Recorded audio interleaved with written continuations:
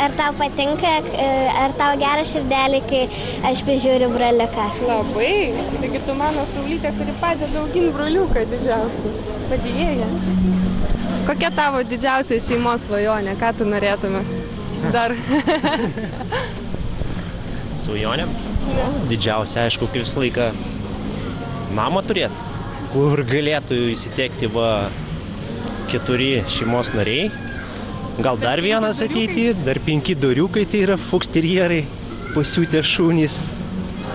Koks bruožas šeimoje turi būti svarbiausias, suvienėje ją? Pasitikėjimas. Tai dabar prisipažink, koks skaniausias mano patiekalas, kurį gamina. O. Nes visada sakai, viskas skanu, o kas iš tikrųjų? Galima pradėti tada nuo pyragų. Pyragas tai bus armėniškas hačapuri, kurį net armėnai gamindavo, kiek valgęs esu, bet nepagamindavo taip, kaip tu pagamini.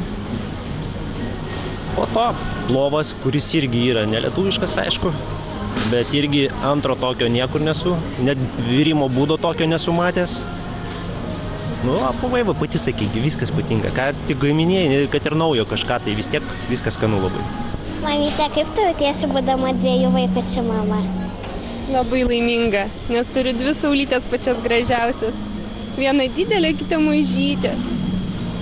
O tu ir toliau broliuką tai prižiūrėsi, kaip dabar man padedi, ir atsibos, kai jau lisi tavo kambarį ir viską vers?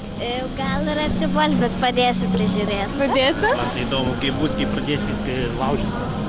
O gal dar sesytės norėsi, kad ateitų 2 mažiukai laužyti? Ne.